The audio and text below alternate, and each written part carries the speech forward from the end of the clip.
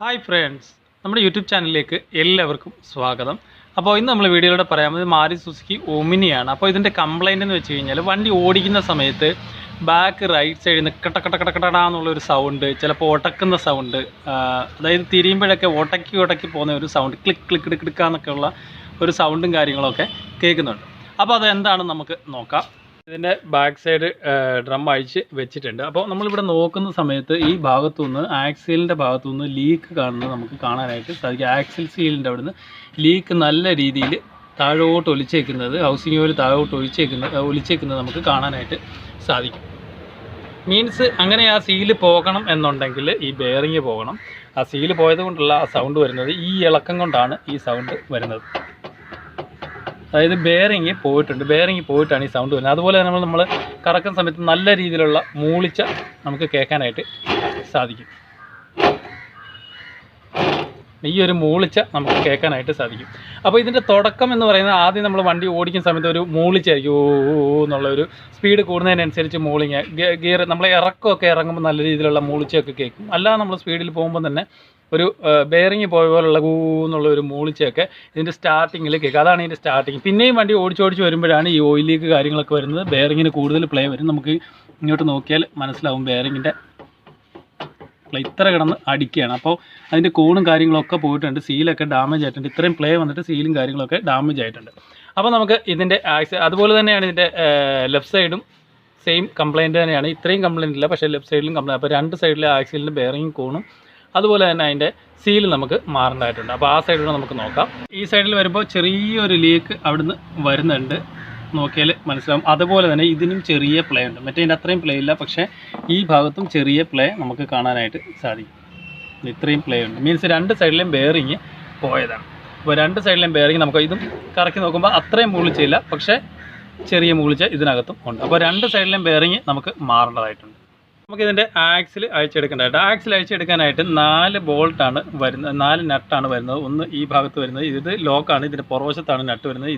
ഇതിൻ്റെ താഴെ വരുന്നത്, അതുപോലെ തന്നെ ഈ സൈഡിൽ അതിൻ്റെ താഴെ വരുന്നത്. അപ്പോൾ അതിൻ്റെ നട്ട് വരുന്നത് ഈ ഭാഗത്തായിട്ടാണ്. ഈ കാണുന്ന 4 നട്ട്, 1 2 3, അതുപോലെ തന്നെ ഈ സൈഡിൽ കാണുന്ന താഴെ കാണുന്ന 12 നട്ടാണ് വരുന്നത്. ആ 12 4 നട്ട് നമുക്ക് അഴിച്ചെടുക്കണം.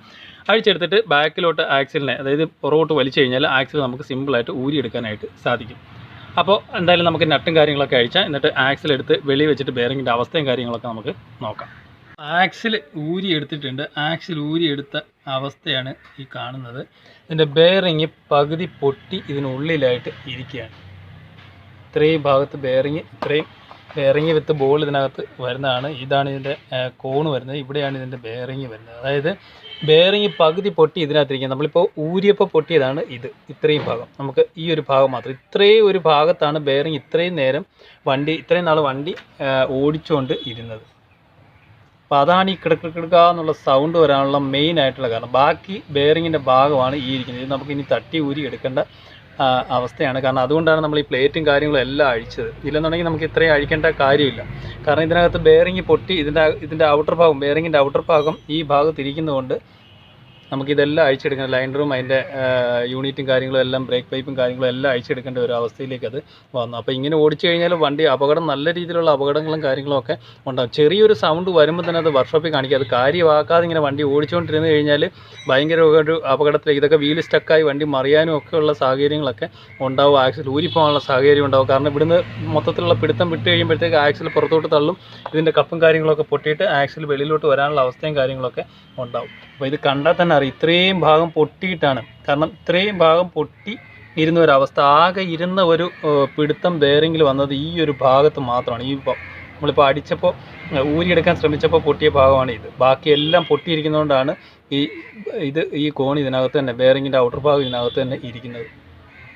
അപ്പോൾ ഇനി ഇതിൻ്റെ കോണും കാര്യങ്ങളൊക്കെ നമുക്ക് അഴിച്ചെടുക്കണം. അതുപോലെ തന്നെ ഇത് ലേറ്റി കൊടുത്തിട്ട് ഇതിൻ്റെ കോണ്, അതുപോലെ തന്നെ ബെയറിങ്. അപ്പോൾ ചെറിയൊരു സൗണ്ട് വരുമ്പോൾ തന്നെ വർക്ക്ഷോപ്പിൽ കാണിക്കുക. ഇതിപ്പോൾ എടുക്കാൻ തന്നെ ഇനി നല്ലതുപോലെ നമ്മൾ പരിശ്രമിച്ചാൽ മാത്രമേ ഈ ബെയറിങ്ങിൻ്റെ ഔട്ടർ നമുക്ക് ഇതിനകത്ത് നിന്ന് ഊരിയെടുക്കാനായിട്ട് സാധിക്കുകയുള്ളൂ. അപ്പോൾ എന്തായാലും നമുക്കത് ഊരിയെടുക്കാം.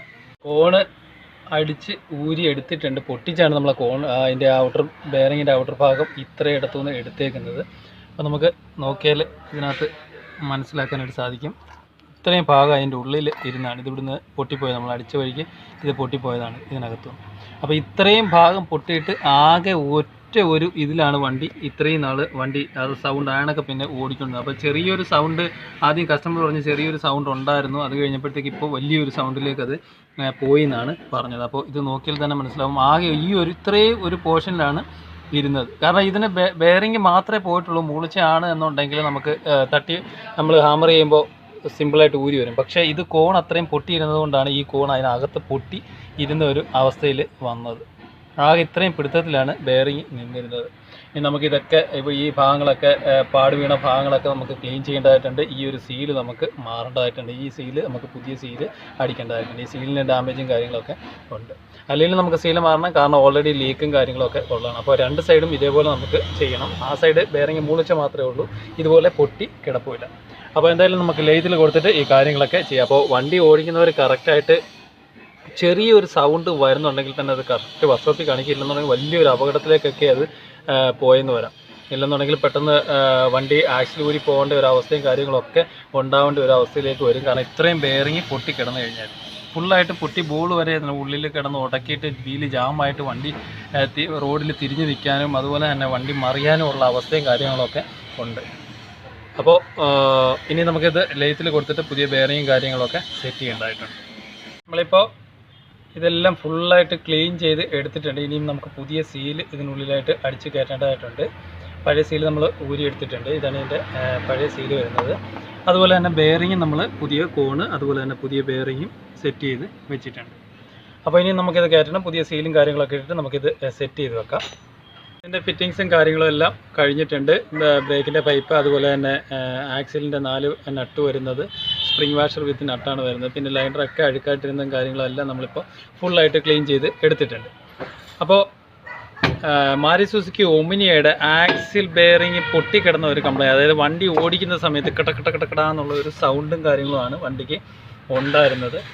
നമ്മൾ ആദ്യം ഒരു ചെറിയ മൂളിച്ച അനുഭവപ്പെടും. ആ മൂളിച്ച കഴിയുമ്പോഴത്തേക്ക് പിന്നീട് വരുന്നതാണ് കടകടാന്നുള്ള സൗണ്ട് വരുന്നത്. കാരണം ആ മൂളിച്ച ഉള്ളപ്പോഴേ തന്നെ നമ്മൾ ബെയറിങ് മാറിയാൽ ഏറ്റവും നല്ലതാണ്. ഇല്ലെന്നുണ്ടെങ്കിൽ നമ്മൾ ആക്സിഡൻ്റ് ആവാനുള്ള കാര്യങ്ങളൊക്കെ വണ്ടിയിൽ വരും. കാരണം ആക്സിൽ ഊരിപ്പോകാനുള്ള അവസ്ഥയും കാര്യങ്ങളൊക്കെ ഉണ്ടാവും.